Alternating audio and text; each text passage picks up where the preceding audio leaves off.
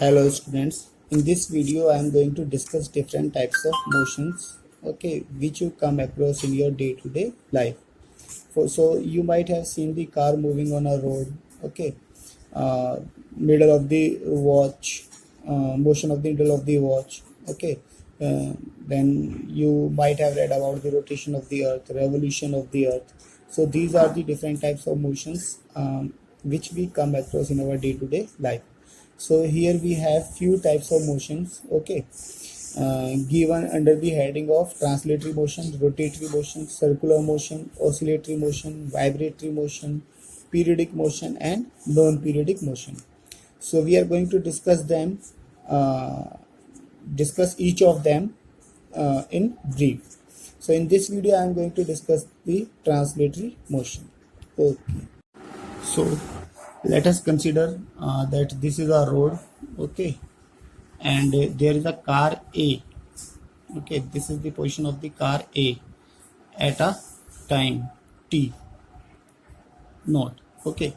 Now after covering us, let it cover a distance d along this road, and it arrives to the point B, okay, in time t1. So car is moving in a straight road, okay. So it is a translatory motion. This type of motion is said to be translatory motion. Other examples of these types of motion is suppose a free falling apple from a tree, suppose or freely falling body from a height, from a particular height. Let this be the height of the body h, okay, when it falls freely under gravity, okay, then this motion is said to be translatory motion.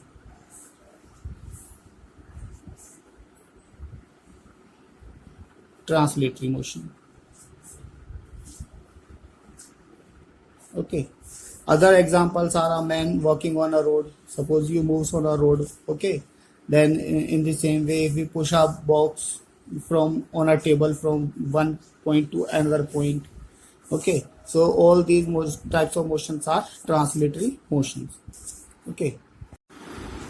So again, this translatory motion are of two types, okay. So we discussed about the translatory motions. Now this translatory motion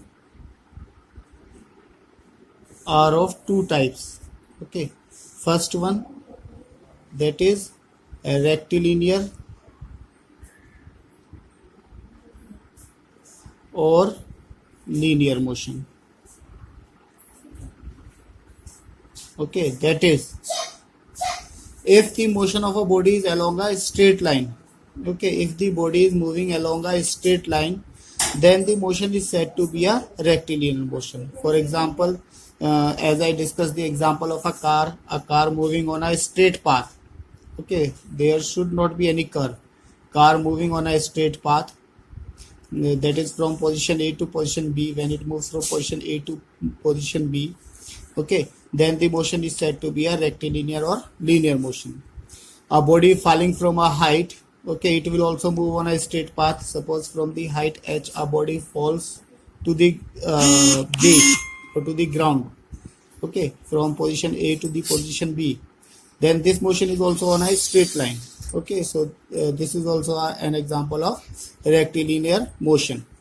So these are the examples of the rectilinear motions. Other examples for the motion of a bullet fired from a gun, okay. When a bullet is fired from a gun, okay, then the motion of a bullet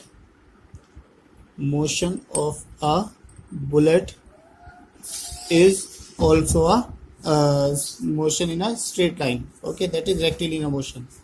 Then another one, march past of the soldiers, march past performed by the soldier.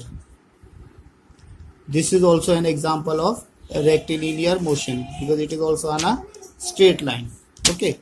So first type is rectilinear or linear motion. These are the types of translatory motion, okay, they come under the translatory motion. Then next one, part B, Okay, this is curvilinear motion.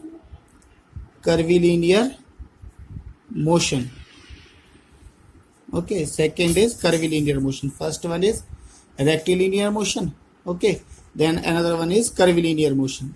If the motion is of a body is along a curved path, it is said to be a curvilinear motion. Okay, if it is a curve, okay, if the path traced by the body is a curve, okay, if it is a curve of this type, suppose this car moves in a curve, okay, or a bicycle is moving on a curved path, then the motion is said to be a curvilinear motion.